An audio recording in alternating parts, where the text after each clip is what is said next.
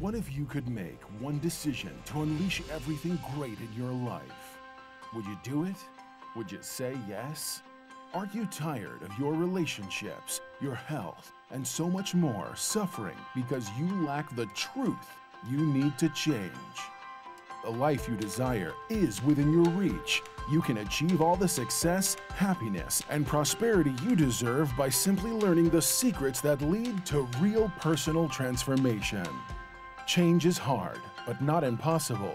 You just have to make one radical decision to get real.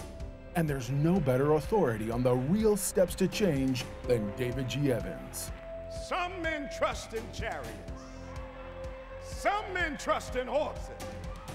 But we will trust in the Lord.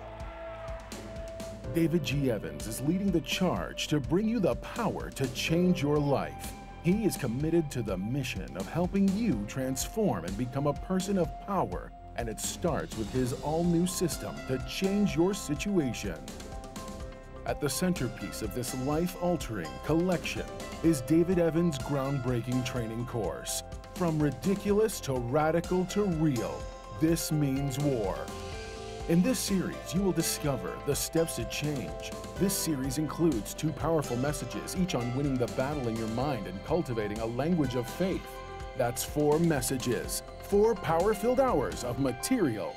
If you want a better marriage, this series has the answers. If you want to achieve financial independence God's way, the secrets in this series will empower you to make it happen. If you want a life of power, anointing, and influence, this series will show you how to get it, and there's more. You're looking for serious, immediate results. So Bishop Evans will also include one of his best-selling messages called Weapon of Warfare. This classic teaching will build you up to start fighting in the spirit for what you deserve.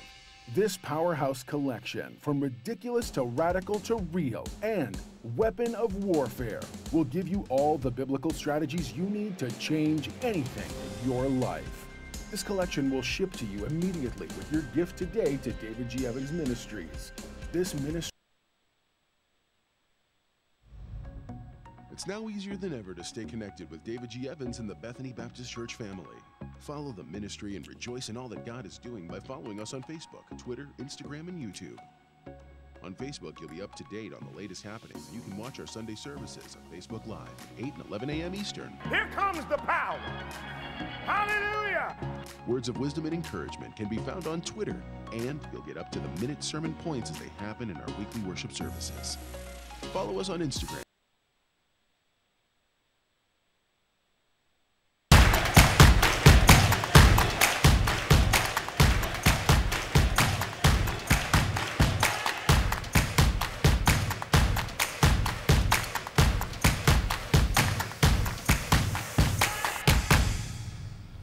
Well, praise the Lord, everybody. Welcome to On Point, the #1 Saturday morning Christian-based call-in talk show in the United States of America. I'm your host, Bishop David G. Evans, along with my world-famous co-host, Reverend Nicholas Smith.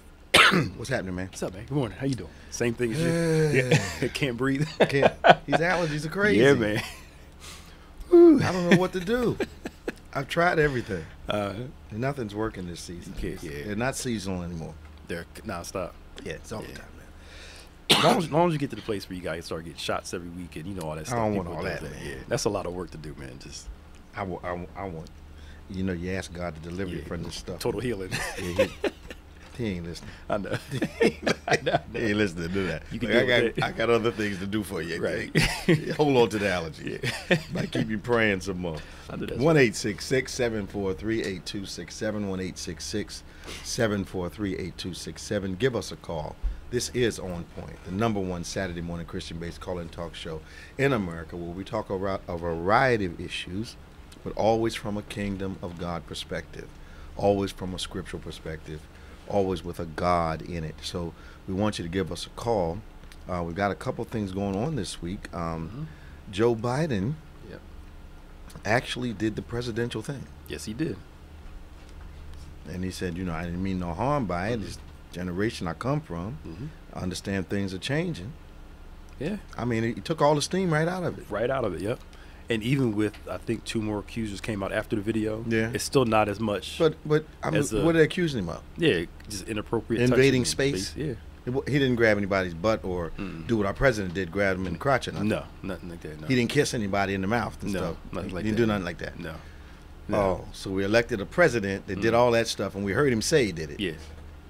Yeah. And this guy's he's probably just of embracing people when he meets them. Is that his issue? He embraces people, and he says it's men, women, children. He's Everybody. an embracer. He's a hugger.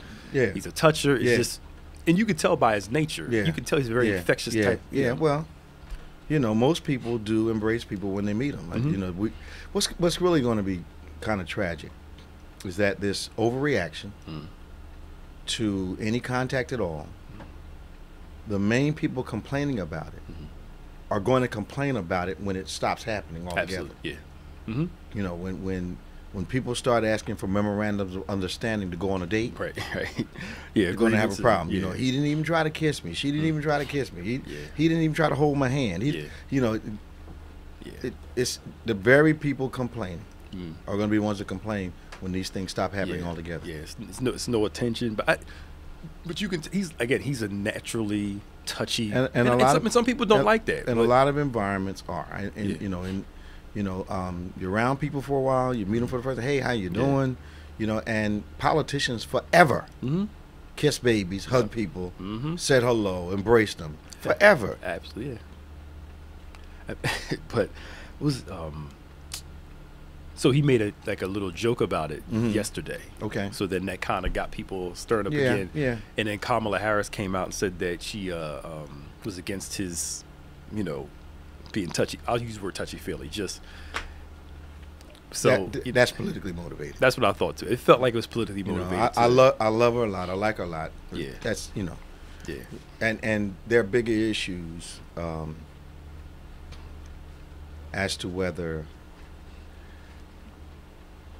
What's really weird is I think I've seen her embrace people.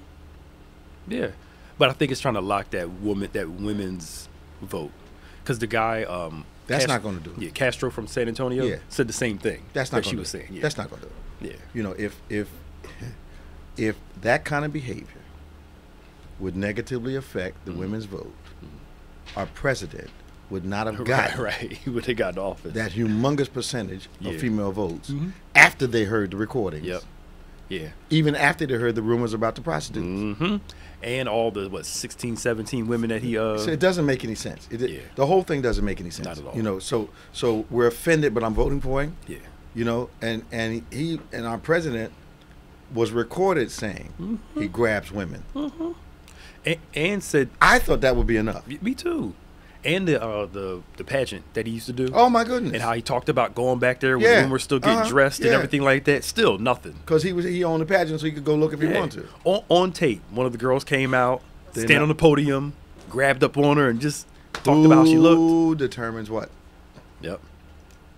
Who's doing it determines whether it's bad or not. And that's what I'm sorry. Go ahead. That's one of my biggest problems with the radical left. Yes. They're becoming so sensitive to everything. Everything's a problem, offended by every little thing. And honestly, I believe that group is going to be the reason why Trump wins again. Well, and a part of it, not the whole thing. The other problem I think I have is that a lot of times when you're real persecutorial on a thing, it's because you're guilty of it. Yeah. Now the president is exercising a little wisdom right now. He's not saying a whole lot because he doesn't want his own story brought up. He did make one little joke about it. Yeah, he's gonna make a joke, but he's not gonna die. He's not going. But just the hyperism about an issue when it gets to be too much, I found in my history that it is because the person may be guilty of the same thing they're condemning in everybody else. Absolutely true. Okay. Absolutely true. Totally agree. So Biden addressed it. I thought he did a presidential thing. I don't know how many people saw the video, but I thought he did a great job addressing he did. The shift in social mores. And he's not my choice for president. Yeah. So, I don't have anything to gain by supporting it. He's not my choice. Yeah. I would not that he can't do the job.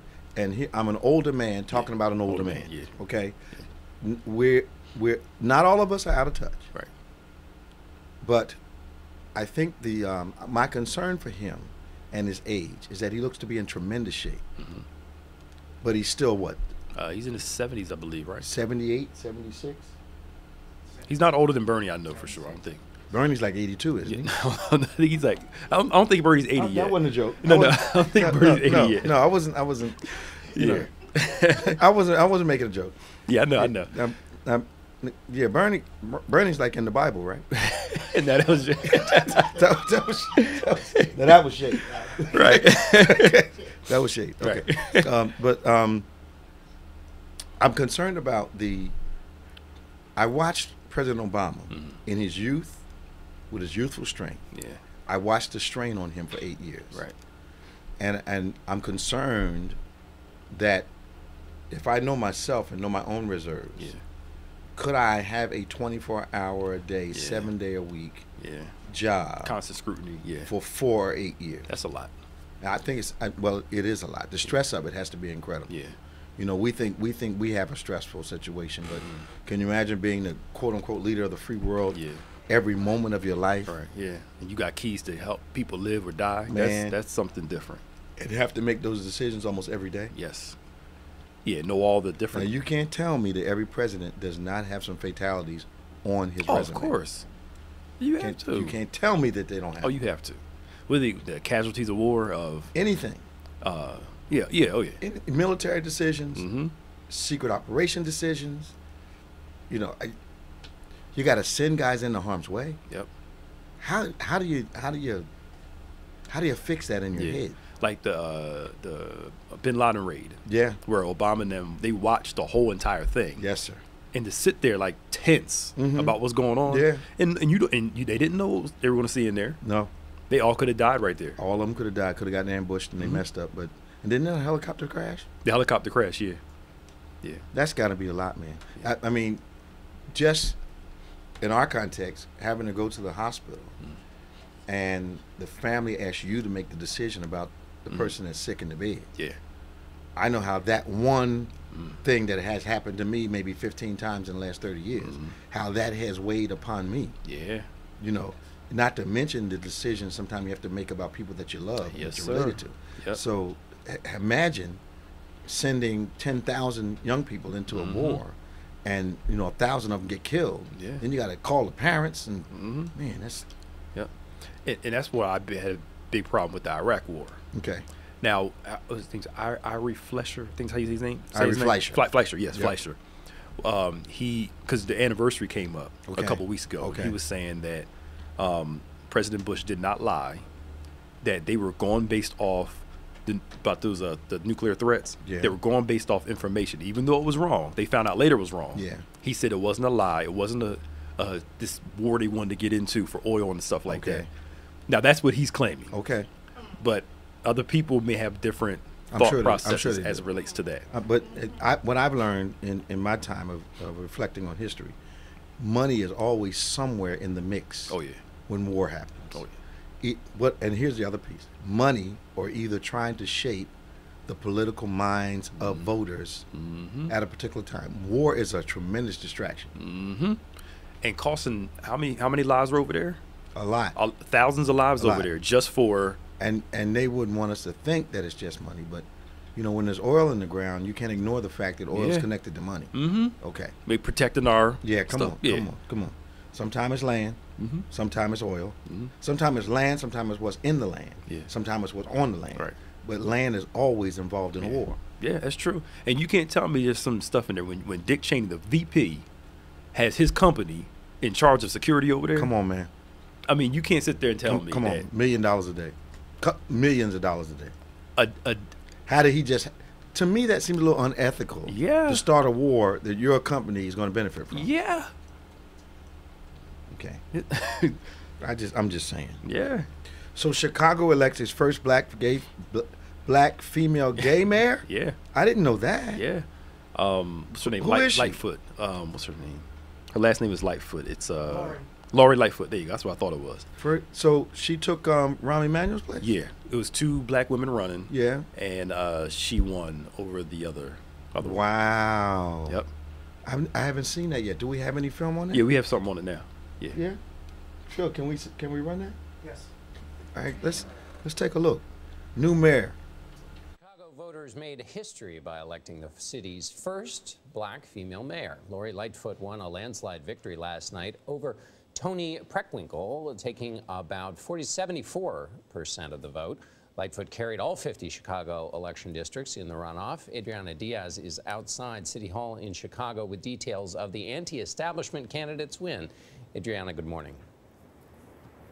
Good morning. Lightfoot's victory marks another milestone as she'll be the first openly gay mayor in Chicago history. Now, she and her opponent, Toni Preckwinkle, who's also a black woman, both consider themselves progressives. But Preckwinkle is a longtime local official, whereas Lightfoot is a former prosecutor who's never held public office, and that was part of her appeal. It was a historic moment in Chicago politics. Incoming mayor Lori Lightfoot made her triumphant entrance on stage alongside her wife and young daughter. You did more than make history. You created a movement for change. Lightfoot was an unlikely outsider who promised to break what she calls Chicago's cycle of corruption. Together, we can and will finally put the interests of our people, all of our people, ahead of the interests of a powerful few. Wow. Yeah. That is quite a revolution in Chicago for several reasons. The political machine in Chicago is historic, quite efficient. It is rumored to be lethal when it needs to be, even by today's standards. It does not do well with people that oppose the historic agenda of the politically powerful in the city and the state. Chicago happens to be the city in the state that can swing any state election because of its territory. It's what they call that. It's voting districts. Yeah, it's and to a liberal individual. They normally do Democrats, but a liberal individual, I'm going to call a couple of my pastor guys I know and see how they're, how the city's really reacting from the ground level. Maybe we can get one of them on next week, and we can have a conversation with them about what's happening with Chicago politics. But we congratulate the young woman on her victory. Lightfoot versus Periwinkle. Periwinkle. That was quite a mouthful to say. Who's running for mayor? Lightfoot versus Periwinkle. That's quite a man. Talking about unusual. Yeah, but you're seeing a push towards progressive candidates. Who have no political experience. True. So we're seeing with the Trumps. We're seeing with the. But they said that about President Obama. Yeah. Came out of nowhere. He had more than they did. Yeah, he was a senator, but now he's got.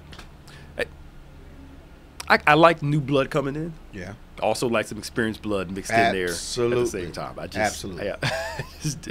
I think an example of that is Mrs. Pelosi. If Mrs. Pelosi had not been leading that Democratic Party, and they put some new blood in there that didn't know the ropes, we'd have a serious problem right now. Been eaten alive. And she's unafraid. Yep. But she comes from a very political history. Yeah. I think her husband was the mayor of Baltimore for like 16 years. So she knows politics. So too many candidates running for the Democratic presidential elect. 17 dilutes the field. They need to come up with a better system. 17 is just too many, too distracting. You can't get a hang on anybody. It becomes a personality contest and a looks appeal contest because you can't keep up with everybody's agenda. So now, do I like this person? Do I like this person based upon how they speak and what they look like? I'm picking up personality, I think. So I think it's just too much. I think 4 or 5 candidates. The party needs to get a grip on this. And everybody needs to agree that not everybody. We don't need 20 people running. I totally agree. And the one thing I respect about Republicans, conservatives that liberals don't have. They may not like their candidate, but they're going to vote for that person. That's true. This one, if this one doesn't win, I'm not voting at all. This one doesn't get in, I'm not voting at all. And that's what we see a lot from Democrats. From Democrats. And people, and the very people that can't afford not to vote decide to stay home. and then complain the whole time. The whole time. About somebody. Watch this. Watch my words. About somebody they helped elect. Absolutely. Because when I don't vote, I'm helping to elect the people I don't want in office. Absolutely. I wish we'd get that. Yep. So this whole Mueller report thing, do you think that the Attorney General would have been stupid enough to try to present a summary of a report that absolutely hid the fact that they had some incriminating stuff on the president? Well, he's doing it. But here's my problem. He's forcing them to subpoena it, which means he's going to be embarrassed. So somebody's going to leak the whole report before that comes out. Yeah. Because they're going to be afraid that it's not going to reach who they need to reach. So it's not going to be lost. It's going to be leaked. Sure. Here's my problem. I'd like to know, what is this magnetism that our president has that will cause people to risk their own freedom for a guy who they're not sure will stick with them in a fight? It could be prestige, position, the hope that if something happens, he can get them off. Yeah. Fox News to get a job after. And the psychology is, I see him doing it to everybody else, and he won't do it to me. Yeah. But people do that in relationships all the time. Absolutely. Yeah. Absolutely. Yeah. Accounts of at least 1,000 people in the last 30 years, and that have said, well, I didn't think he'd do it to me. I didn't think she'd do it to me. You participated in the persecution of others and get upset when the persecutor turns on you. Absolutely. Makes no sense to me. None at all. But because this morning somebody was saying that there's a whole lot more in there. And once they get this thing out, it's going to be a problem. I think it's going to be a problem for his kids, too. Yeah. I think he shielded everybody. But ultimately, he's going to ruin his own career. Yeah. The Attorney General's going to mess up himself. And jail is not the only thing he has to worry about. I wonder. Now, maybe it's me. Now, I wonder, do these people have teenage children at home? Because teenagers are like, yo, Dad, what was that this morning? Unless they're indoctrinated by the same thing. Okay.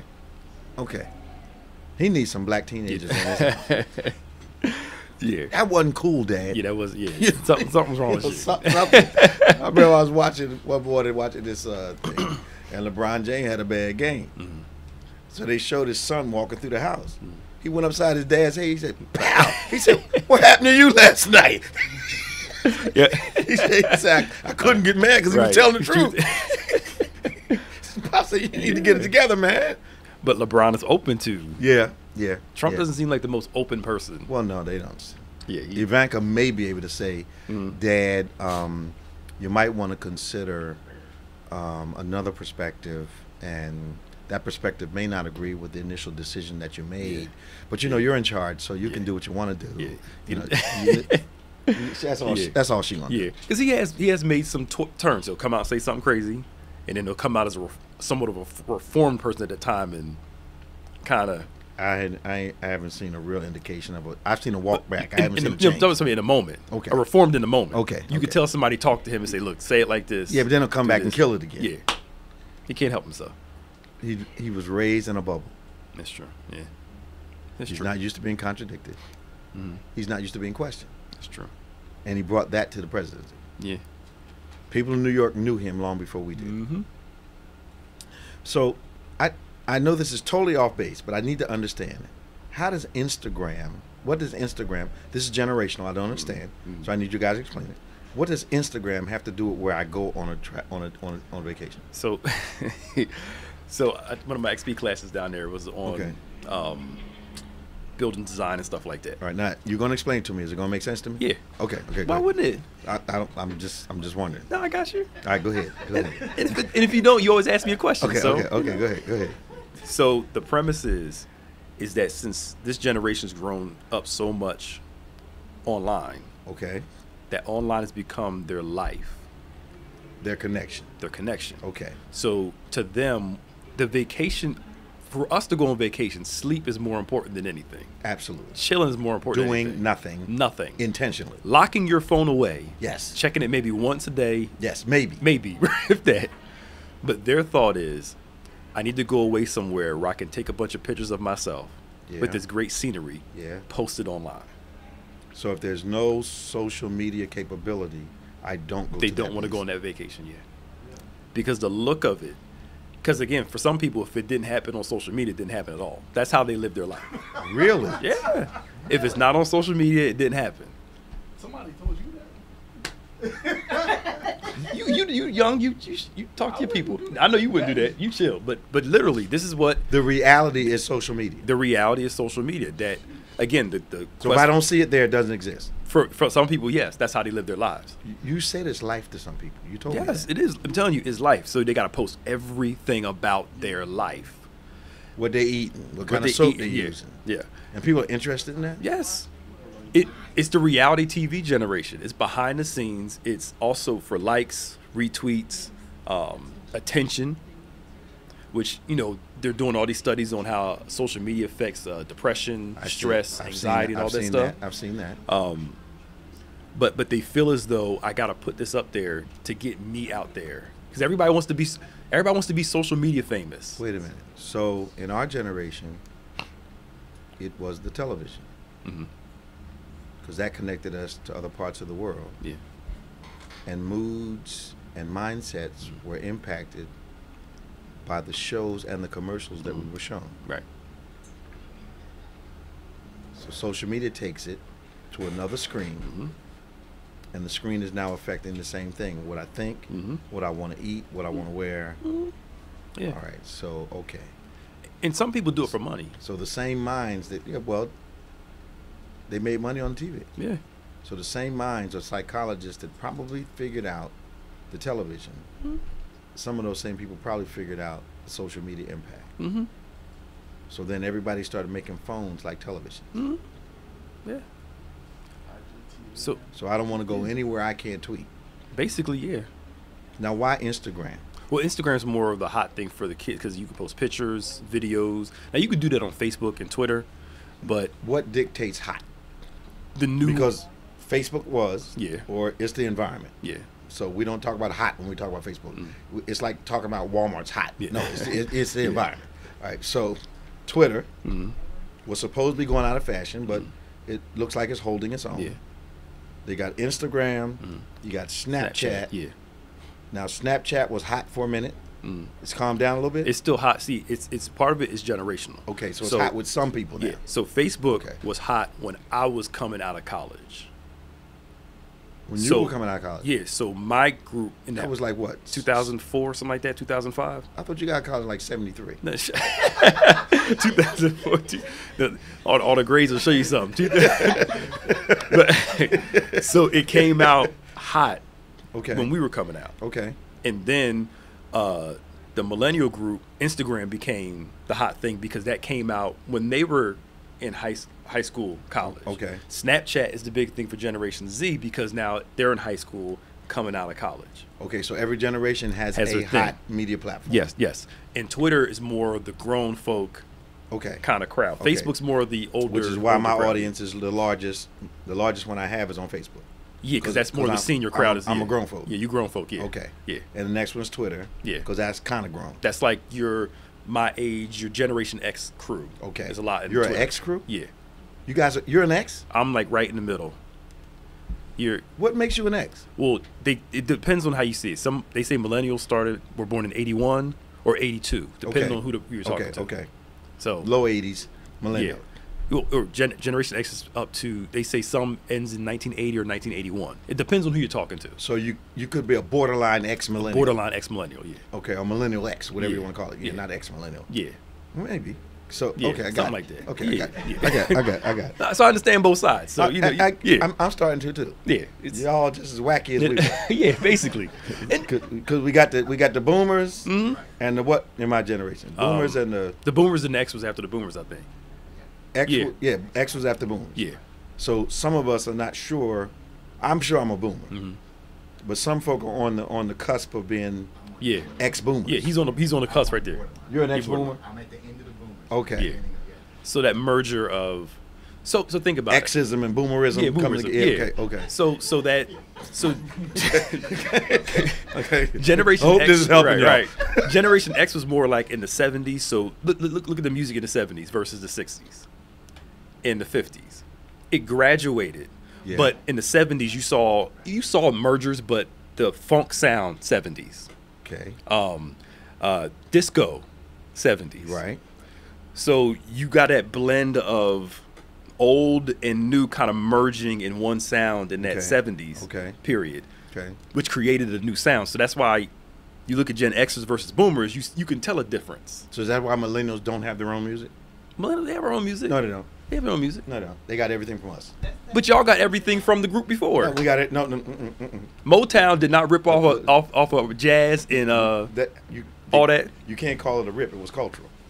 Well, why can't this be cultural? It ain't cultural. Not when y'all sampling all our music. Y'all sampled stuff from we ain't before. sampled nothing. So all those were original sounds. Count Basie and all them didn't influence. Those generations from the 50s on through the 70s, I believe, were seminal as far as music are concerned. Sure. And a lot of people who are pros now, the Beatles and all them, say those years were the seminal years. Yes. You know, so they were a distinct sound and combination of lyrics, music, message, and all of that. That's what they say now. I'm not an expert on this stuff, but I do know that era of music, those 60s and 70s, have to be the most duplicated sounds I've ever heard. I do agree certainly agree with that, And you're starting to see the 90s music sampled now more in this generation. Okay. Because the 90s, they call it the golden era music. Because you saw hip-hop start taking center stage. A certain R&B sound was created in the 90s, and they're starting to sample that to build some stuff. Do you watch Power? I stopped after season 3. Okay. Do you know the theme song is a Lou Rawls song? I don't remember the theme song. I'm in a rich town. I'm trying to hear the beat, but I don't remember. You know, I come from the part of the town. Yeah. It's a Lou Rawls song. Okay. Now I do agree. Look, the 70s is one of my favorite eras of music. Look, I'm not knocking it. They just did Marvin Gaye's birthday the other day. Yeah, it was off the chain. It was off the chain. It was off the chain. I give it to the 70s. The boy could sing. The late 70s is my favorite era. When the funk start hitting and all that, and R&B, and just kind of. And that protest music came out of that era too. Yeah. It was cool. Yeah. You know, it was cool. It was the people that live by that genre say that it's the most influential. There it is. The most influential couple decades. I do agree with that. I do agree with that totally. Well, because the rock and roll sound all came out of that. You know, Little Richard and all them. You had Sly and them change everything. Yeah. Richard and them changed everything. James Brown changed everything. Yeah. You know, Stevie came along and added the melodic piece to it. It was Fifth Dimension was the first Caucasian sounding group that hit it. Dionne Warwick did everything on the other side. Okay. She had orchestras and stuff. That's true. Yeah. She, so when in a time when she was only one at one point. That's true. Yeah. You know, that was singing on the pop side, who was African American and was big. Yeah. She didn't get lost in the shuffle. It's that music thing is it's amazing. I give it to the 70s. I had to convince my daughter. You know, listen to what that sound like to you. But the 90s. What that sound like? You know what it is too? I think it's the era you grew up into. The Probably. 90s. The 90s music. Well, if you don't like hip hop, the 90s is not going to be a great era for you. I love hip hop, so the 90s to me is a great era. Of music. I like the statements of it. I understand the message of hip hop. Okay. I understand where it's coming from. Yeah. But I grew up on message music. Yeah. So music that tells a story. Here's what my thing is. I think Beyonce is an incredible singer. Yeah. Performer, absolutely. Right. I don't remember the words to her songs. No, I don't either. But if you start playing "Stay in My Corner" on the radio, I know every word, every run, every harmonic tone. I think you remember memorable songs. That's true. That's very true. Yeah. So it's I don't know. It's just music is just amazing to me. Yeah. They going in on talking about this music topic. This is cool. It's just you got guys that changed the whole thing, man. People don't understand Sly and the Family Stone. Yeah. Actually changed music. Yeah. That California sound was never heard. So Sly comes on the scene and then he just blows it up and people start duplicating it like nobody's business. Yeah. You know, so it was they say he's seminal as it relates to the shift to that whole, I don't know what his sound was. Yeah. And they said it about NWA. Absolutely. When they came out in the late 80s, early 90s, absolutely changed everything. From a hip hop standpoint and all that. They were seminal in it. They were, yeah, they were. So we could talk about music. The Ice Cream Man. They in here talking about recommendations of songs and stuff. Don't forget about the Ice Man. Oh yeah. Jay Butler. Jay Butler, absolutely. Yo, they going in. Oh yeah, Jay Butler. You better believe it, man. You ever seen Guardians of the Galaxy? Yes. When Star-Lord has all the whole songs, I start listening to Rubber Man. By the Spinners? Yeah, the Rubber Man. Absolutely. Because they play all the old stuff in there. Absolutely. There was this Sam Cooke song that they played on there that I had to download. It'll come to me. Okay. Sam Cooke can sing. He can sing, man. Oh my God, he can sing. He can sing, man. Him and Jackie Wilson. Oh, Baby Come Home to Me. Yes, sir. Yes, sir.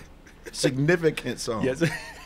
I was listening to "How Can You Mend a Broken Heart" by Jimmy Ruffin the other day. Okay. One of the top 100 R&B hits of all time. He sang it better than Al Green.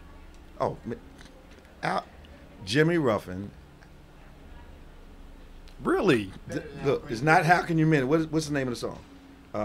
What Becomes of the Broken Heart. What Becomes a Broken? Okay, yes, sir. Oh, What Becomes a Broken? Yeah. Yes, sir. Okay. One of the top 100 R&B hits of all time. That's true. That is. Yeah. You singing it better than Al Green. No. Oh, no. I was about to say, I'm like, Al's got his own thing. Al's got his own thing.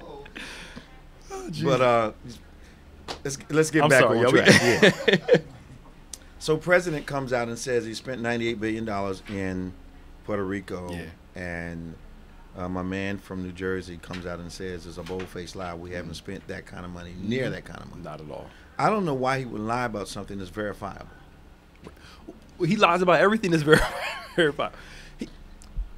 The island does not look like $98 billion have been spent on it when people are still living outdoors. Right. And try to blame it on the mayor, the lady. It wasn't the mayor. He didn't like the fact that she said what she said. It was true. Mm-hmm. You know, we keep acting like Puerto Rico is not part of the United States. Yep. And we were treating them like they're not a part of the United States. It's not right. Yeah, it's not. Not at all. It's not right. Either we claim it or we don't. Right. And we claim it, so it ought to be treated like that. Got to take care of them.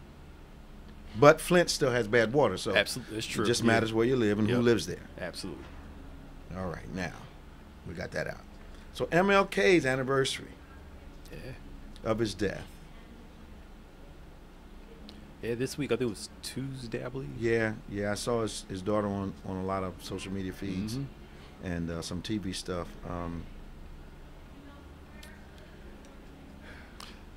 It still amazes me how the death of one person like that changes a generation. And the sad part was nobody was there to really pick up the baton and keep it going. And I tell you why. Okay. Instead of being focused on mission, two things. You have to be focused on mission, and you have to be ready for the possibility that someone will kill you. Right. Yeah. A lot of people want the publicity, but they do not want that titular position that exposes you to danger. That's true. So there was a lot of guys hanging around Martin that thought they wanted to be the leaders, but nobody really could step up and be him. Charismatic, articulate, super intelligent. Okay, and that thing that a leader needs. And he just. I like to hear him talk about issues because he's so insightful and his perspective on things. I don't think anybody else that I know of, not Al Sharpton, not Jesse Jackson, no one that I know has emerged with all of the same chops that MLK had. That's true. And so there's a void there. Yeah. I think he was just born for the moment. Yeah, he was. He reminds me of a judge in the Bible who was born for a particular era in the life of a certain group of people. Right. Yeah. That's what he reminds me. That's so true. You know, he just and the other thing, I don't think he was able to cultivate someone. Yeah, to be able to do. I think there were guys hanging around him that appeared cultivated based on association. Yep. But I also think his death scared a lot of people away from wanting that chair. Yeah. Okay. That's a heavy chair to walk in. Now, who you telling? Shoot, because he was we always look back with rose-colored glasses. Yep. He was extremely hated at the time of his death. Absolutely. More than during the civil rights. Absolutely. Era. Absolutely. And I mean, it's crazy how him working to get people economic equality got him more hated than him helping racial equality. Isn't that something? To me, that says a lot right there about our country. Absolutely. That you're trying to economically empower people to have better lives, and that's worse than racial integration. It says something a lot about who we are as a country. Yeah, who we are as a country. And it's amazing to me that so he's very vocal. He goes silent, and we don't hear nearly as much about him. Yep. Muhammad Ali loses his voice. Yeah. And has more to say after he goes silent. Yep. Than he ever had in his lifetime. Absolutely. So it was just amazing to me how God uses people in different ways. We got to go to Robin, and we're going to Angela. Let's go to Robin on line 1, and then we're going to Angela on line 3, and then we got somebody else coming in. Hey, Robin, how you doing this morning? Good morning, Bishop and Pastor Nick and everyone. What's happening? You all right? How are y'all doing this morning? Welcome to the program once again. We're doing all right. That's good. Yeah, I just want to make a comment. You was talking about the music. Yeah. Have you seen the 5 Heartbeats movie? Yes, of course. Pastor Nick, have you watched? Yeah, Pastor Nick's the only one that hasn't seen it. What? Pastor Nick hasn't seen it? Nope. Well, I'm surprised, but I'm not surprised. There's some controversy too about what the movie's about, who the movie's about. Some people think it's. Some people have speculated Temptations. I believe the movie is really about the Dells. Mm-hmm. That's why I think the movie is based on the career of the Dells. 5 Heartbeats. Okay. I think it's based on the Dells. The way it looks, they kind of shape it around a David Ruffin type of appeal type of thing. But the history of it, hanging Sam Cooke out the window and over the balcony and all that, that's a Dell story. Oh, okay. I never seen the movie, so a lot of people sang in the Dells in the beginning. Wait a minute, you said the Dells hung Sam Cooke out he got hung out the window. For what? He was high or something? Doing what he always does. Don't tell him about the movie. He's got to watch it. But I think now everybody speculates. Some say the Dells, some say other groups, Temps. Yeah. But I really believe it was centered around the Dells story, loosely. Yeah. So how you doing today, Robin? I'm good. I just wanted to make everyone aware. I know some people on here, they may have family. We also have family that, drinks, go out and get drunk. There was a young lady in Philadelphia last week who left the bar drunk. She thought it was her Uber ride. She just hopped in the car, didn't check the license plate or the man's name, because usually Uber and Lyft, they have to, say your name. And the guy killed her. So I just want everybody to be aware of that. Just be careful. When I pick up people, I always say their name and they say my name. But this says, the choices we make. I think she was like 21, 22. If you get drunk and you with your friends, somebody should make sure that you're okay. But, just, everybody who has people that, still do that, just let them know, please be careful and make sure they are getting in a Lyft or Uber car. Independence has nothing to do with denying help when you need it. People people don't know how to be cared for anymore. Yeah. I'm grown, I can go by myself. I don't need to call you when I get home. Just people don't know how to be cared for anymore. Yep. That's unfortunate. Yeah, it is. Thank you, Rob. So, all right, y'all have a blessed day. Talk I'll see to you you tomorrow. Let's go to Angela from Kentucky. Hi, Angela. How are you? Good morning. Good morning. Welcome to On Point. How's it down there in Kentucky? It's kind of wet. Okay. Kentucky weather is tricky. You can have all 4 seasons in one day if you're not careful. Really? Yes. What part of Kentucky are you from? I'm from Lexington, Kentucky. Are you? Lexington's on my bucket list. Oh, to go for the race. Yes, I want to come for the Derby. It's supposed to be known for the fast horses and beautiful women, but a lot of people like to turn that around. The Derby.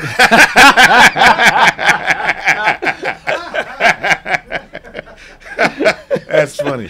Yeah, I'm a horse racing fan. I would love to come to the Derby one time. It's beautiful. It's a beautiful place. How can we help you this morning? I have enjoyed the show. I wake up on purpose to listen to this show. Really appreciate that. If anybody knows me, knows, I don't wake up from anything now that I'm retired. But I always wake up to listen to your show because I find it so fair. Thank you. You give us such a balanced view of things, not just your opinion. Mm-hmm. And I've been following Bishop Evans for many, many years with his prophetic ministry. And Pastor Nick, I think you're an amazing, young, informed gentleman. And so I really do love the combination of you guys. Really captivated by the music this morning. You guys had me singing things, and I had to say but I want to know your thoughts about, since you were talking about Martin Luther King, and we're now hearing that he was not murdered by the shot, but smothered or suffocated by one of the doctors in the hospital when he was brought in. And I hadn't heard that. Never heard that. Do you think there's any validity to those claims, or do you think those are just rumors? I had not heard any of that. There were a lot of rumors swirling around, but I understand that Martin's head wound was so severe that they were surprised they got him to the hospital. But I'm not surprised there are some theories out there that, giving the impression that he might have lived, and they saw he was going to live, and they smothered. I'm not surprised they're out there, but I've never heard that one before. Yeah. But every time his birthday comes around, a new theory comes out. Right. Yeah. And he and I share the same birthday. Really? And as a child, my mother always had materials, books for us to read, and I always gravitated toward him and his mission. We have very close missions in life. Yeah. I'm also clergy, and I'm also a community activist. I tell you something. So when stuff comes out about him, it just gets my attention. I tell you something that's really a unique story. He and a few other notable civil rights heroes attended Crozier Theological Seminary in Chester, Pennsylvania, Chester Upland, Pennsylvania. And they used to go to the Bethany Baptist Church in Chester, where D.A. Scott was the pastor. And, of course, my grandfather, Albert Prince, was the chairman of the board.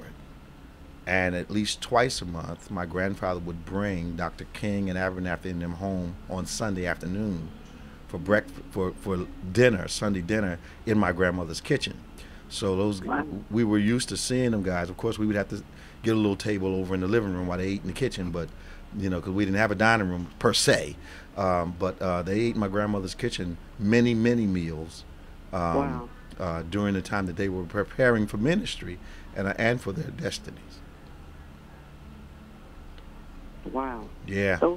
Those experiences really do form us more than we know. Absolutely. To have had them in their formative times. Thank you for taking my call this morning. I really appreciate it. Thanks for your support. Keep on praying for us now. Okay. All right. Bye-bye. Bye-bye. Danny from Florida, how you doing? Bishop, how you doing this morning? Man, if I had your hand, I'd throw mine in. Pastor Nick, staff, everyone. How's everyone? Everybody's doing good, man. How's sis doing? She all right?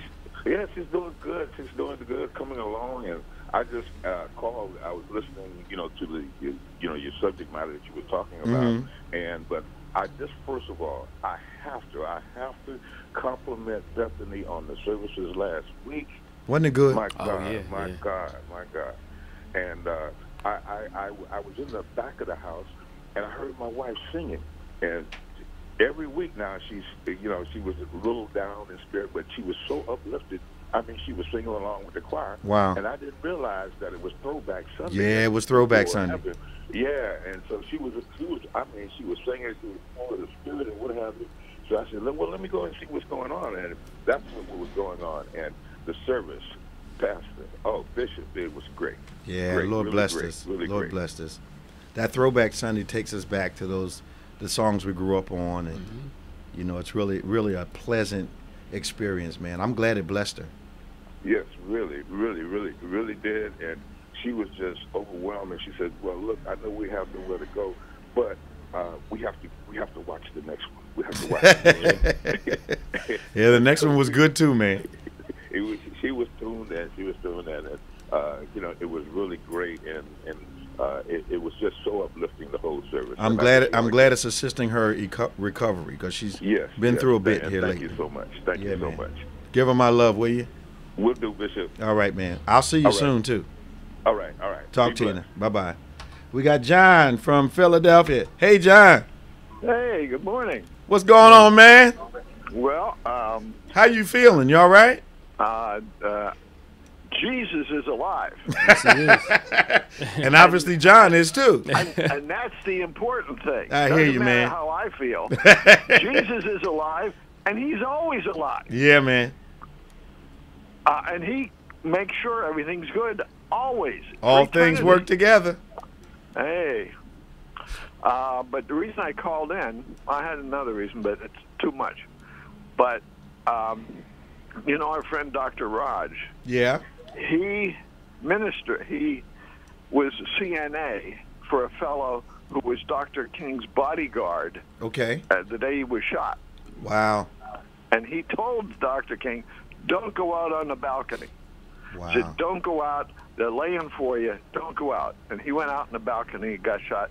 When he got shot, this guy got so scared, he went out the back door. Wow.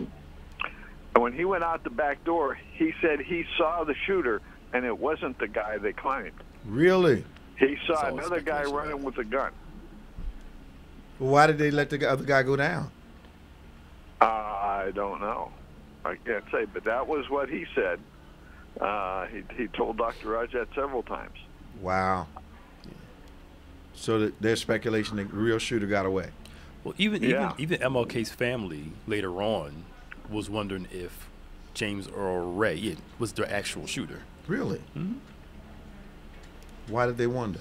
They wondered because was there more people involved and they just kind of used him as a scapegoat? Okay. Was it a conspiracy by the government to do this? Okay. Or was this some random lone wolf? Well, they'll sacrifice someone for a mission. Yeah. Because, he knew he would be there, but, is he going to sit back and just wait? That's the thought. That's even with JFK. Yeah. I don't know a whole lot about weaponry. Mm. The King assassination makes more sense than the Kennedy assassination. It does, yeah. To be able to shoot from that distance at a motorcade moving at 45, 50 miles an hour and hit the individual 2 times, maybe 3 times, what kind of marksman do you have to be in order to do that? Yeah. In the law of physics, his head went backwards. Yeah, which means if he shot from the back, his head's going to go forward. Something's not right. Yeah. Goliath's head snapped back. Because the impact was in the front. One of the reasons why that all that information hasn't been released is because some of the people that were alive then are still alive, and they can't release it until a certain time after they've died. Okay. And I think from what the kind of comments, rumors I've heard, whatever, is that George H.W. Bush was in the CIA at that time. Yeah. And there's a picture of somebody that looks like him at Dallas on that day. Really? Yeah. And Wow. when they asked him, where were you when Kennedy was shot, he says, I don't remember. Come on. George Bush doesn't remember? Right. Yeah. Yeah. The head of the CIA doesn't remember where he was? Right. Yeah. Somebody had it written down somewhere. I don't somewhere. think he was head then, but Come on, man. He knew where he was. Everybody knows where they were that day. Yeah. Right. I remember I was in school when Kennedy got shot. Okay. Yeah. Sitting in school was right outside of Chester. Yeah. Remember right where I was sitting. I was in junior high. Yeah, I was in junior high school. Yeah, I know where when King got shot. I know where I was when Trump got elected. Right. these historic events that are tragic to me. Right. Yeah. Good to hear from you, John. Talk to you soon. What time is it, man? I've lost track of time. We got a few minutes left. Okay, so can I ask you a question? Go ahead, man. So I get questioning things like with Nipsey Hussle just got recently shot. Yes. And all the conspiracy theories behind him getting shot. some things to me are just face value. Right. This is bad. This happened. Right. There's no more to the story. Right. This just happened. Right. What is our need? And I'm not saying it's a bad thing to continue to question, even to the point where we have to pull different theories. Is it a comfort thing, or is it like I need to find an answer solution because this simple one just doesn't fit? Curiosity creates complexity. Okay. Mm-hmm. Curiosity. Curious people always make a situation complicated. Okay. There's a need to be right, and there's a need, almost a need to see what something other than what's presented. Okay. Now, that can be a benefit, but some people literally complicate every single thing. Okay. It's simplicity. To look for the simplicity in a thing is to look for the truth in a thing. I'm a big Sherlock Holmes fan. Okay. He says, when everything that's probable has been covered, the improbable is the only thing left. Okay. Okay. You know, but I don't know whether we ever get to covering all the probable things. Right.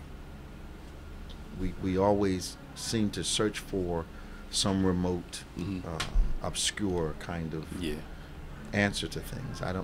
And I think people miss God this way. Yeah. Yeah. God is not simple, but God is simplistic. So because he's simplistic, he does not have to be complicated. Yeah.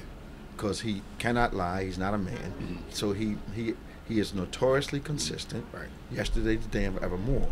So to complicate him, you have to exercise curiosity. Right. But he's so clear about how he's presenting himself in the Word of God, so that we can get a grasp and have a relationship with him. Okay. Because someone that is overly complicated is deep, is hard to relate to. That's true. You know, you don't ever know what they think, and you never know what they feel, and you never know what what their motivations are. That's not a relationship. That's labor. Right. You That's know, true. So I think where God is concerned, we see the power of simplicity. You see simplicity in the Lord's message. Jesus' message was notoriously simple. Yeah. You know, so simple that he grabbed whatever he saw outside to teach. 2 sons, fields, trees, wind. Go get a fish. Go get, just nets. You know, just something that surrounded them, which made it gospel. Right. And it was the simplicity that gave it power. Right. I wonder if in our attempt to be unique as preachers, do we take too much simplicity out of the message and reduce the power? Yeah, I believe so, yeah. You know, and I think there was an era when people were criticizing preachers that were saying, 4 steps to this, 5 steps to that. But I think they tapped into how people learn. Yeah. And what they remember. Simple things. Yep. It's like when people get on preachers who preach about hope all the time. What do you think Jesus preached about most of the time? It doesn't recluse. Hope and obedience go together. You can teach both. I actually had a preacher tell me, criticize a friend of mine who's internationally known, T.D. Jakes, and said clearly he preaches hope. And I said, what's wrong with that? Right. He said, well, he's giving the people hope. I said, you believe in Jesus? He said, of course I do. I said, they call him the hope of glory. Yep. So people will criticize what they have no revelation for. That's true. Yep. They also criticize what they don't believe. Absolutely. So if I can't have faith in it, I don't want you to talk about it. Yeah. Like people consider our type of preaching not real preaching because it's not expositional all the time. It's not 3 points in a poem. Yeah. You telling stories. But didn't Jesus tell stories his whole ministry? I mean, that's what he did. And application. It's not good news until it's good news to you. Absolutely. So I think again we're looking at people that can't do it. Right. So it must be something wrong with it. That's true. That's true. This has been On Point, the #1 Saturday morning Christian-based call-in talk show in the United States of America. For Reverend Nicholas Smith, I'm Bishop David G. Evans. I want you to remember something. We're in our Lenten season. I want you to join us in the Seed a Day initiative. That Seed a Day is going to lead us up to our first fruits offering on Resurrection Sunday. Put aside $3 a day, $5 a day, $7 a day, $10 a day, $15, $20 a day. and bring that seed a day in its totality to the Lord on Easter Sunday morning. Now, I want you to remember now, faith acts like a thing is so, even when it's not so, that it might be so. God bless you. I'll see you tomorrow right here at the Plaza with On Point. Talk to you.